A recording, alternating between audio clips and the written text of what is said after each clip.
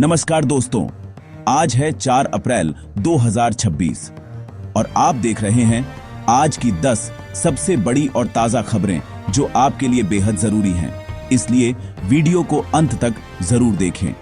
अगर आप चाहते हैं कि आपको रोज ऐसी ही सटीक और फास्ट खबरें मिलती रहें, तो अभी वीडियो को लाइक करें, अपने दोस्तों के साथ शेयर करें और चैनल को सब्सक्राइब करना बिल्कुल न भूलें।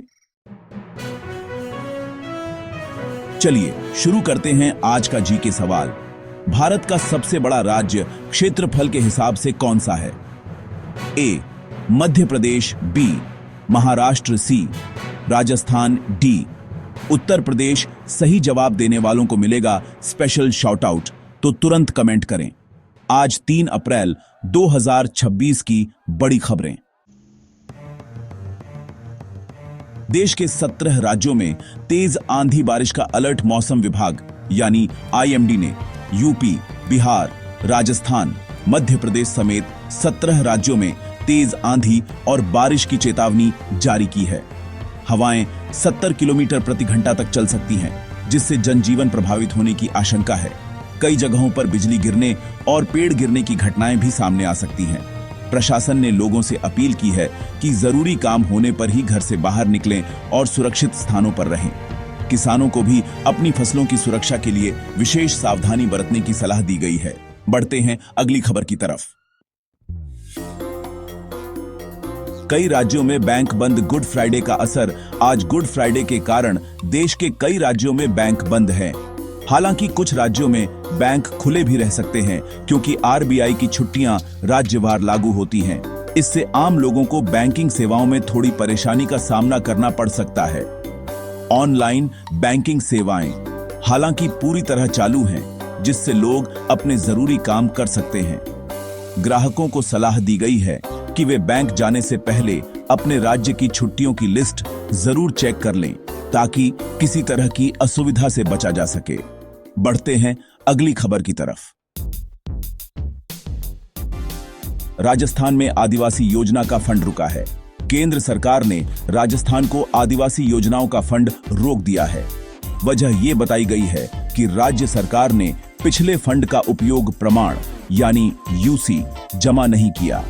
इसका असर कई विकास योजनाओं पर पड़ सकता है और लाभार्थियों को दिक्कतों का सामना करना पड़ सकता है। अब सरकार जल्द से जल्द जरूरी दस्तावेज जमा करने की तैयारी में है, ताकि फंड दोबारा जारी हो सके। इस मुद्दे पर राजनीति भी तेज हो सकती है, क्योंकि विपक्ष सरकार को घेरने की कोशिश कर रहा है। तो चलिए बढ़ते हैं अगली खबर की तरफ। जयपुर में राष्ट्रीय एथलेटिक्स प्रतियोगिता का आयोजन होने जा रहा है। 5 अप्रैल को जयपुर में ये बड़ी राष्ट्रीय एथलेटिक्स प्रतियोगिता आयोजित होगी। इसमें देश भर के खिलाड़ी हिस्सा लेंगे और कई स्पर्धाएं आयोजित की जाएंगी। इस आयोजन से खेल प्रतिभाओं को मंच मिलेगा और युवा खिलाड़ियों को अपनी क्षमता दिखाने का मौका मिलेगा। खेल विभाग ने तैयारियां तेज कर दी हैं और सुरक्षा व्यवस्था भी मजबूत की जा रही है। उम्मीद है कि इस प्रतियोगिता से खेलों को बढ़ावा मिलेगा और कई नए टैलेंट सामने आ सकते हैं। तो अब बढ़ते हैं अगली खबर की तरफ। उत्तर प्रदेश और बिहार समेत उत्तर भारत में मौसम का बड़ा बदलाव देखने को मिल सकता है। यूपी और बिहार में अगले कुछ दिनों तक आंधी, बारिश और ओलावृष्टि की संभावना जताई गई है।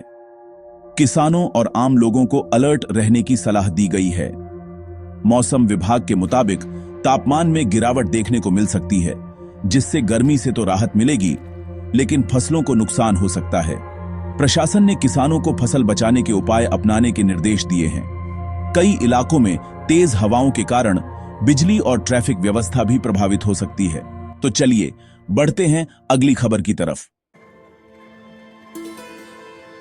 मध्य भारत यानी एमपी में भी बारिश और ओलावृष्टि का खतरा मंडरा रहा है। मध्य प्रदेश और आसपास के इलाकों में भी तेज हवाओं और बारिश का असर साफ दिख सकता है। तापमान में गिरावट और फसलों पर असर की आशंका जताई गई है। मौसम विभाग ने कई जिलों में अलर्ट जारी किया है और लोगों को सावधान रहने की सलाह दी है।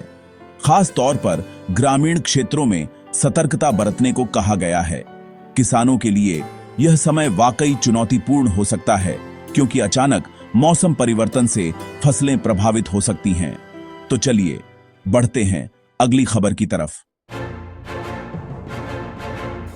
देश भर में मौसम के कारण जनजीवन प्रभावित होने की आशंका है। दिल्ली, एनसीआर, यूपी, बिहार और राजस्थान में तेज हवाओं और बारिश से ट्रैफिक, बिजली और रोजमर्रा के जीवन पर असर पड़ सकता है। कई जगहों पर जलभराव और जाम की स्थिति बन सकती है।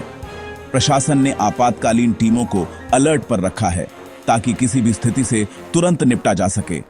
लोगों को सलाह दी गई है कि वे मौसम अपडेट पर नजर रखें और अनावश्यक यात्रा से बचें।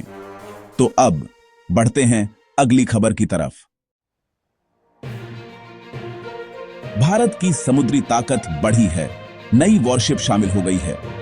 भारतीय नौसेना में नई stealth guided missile frigate INS Taragiri को शामिल किया गया है। इससे देश की समुद्री सुरक्षा और मजबूत होगी। यह आधुनिक तकनीक से लैस है और दुश्मनों की नजर से बचकर काम करने में सक्षम है। इस वॉरशिप के शामिल होने से हिंद महासागर क्षेत्र में भारत की ताकत और बढ़ेगी। यह कदम रक्षा क्षेत्र में आत्मनिर्भर भारत की दिशा में भी एक बड़ा संकेत माना जा रहा है। तो चलिए बढ़ते हैं अगली खबर की तरफ। अंतर्राष्ट्रीय स्तर पर ईरान और अमेरिका के बीच तनाव तेजी से बढ़ रहा है।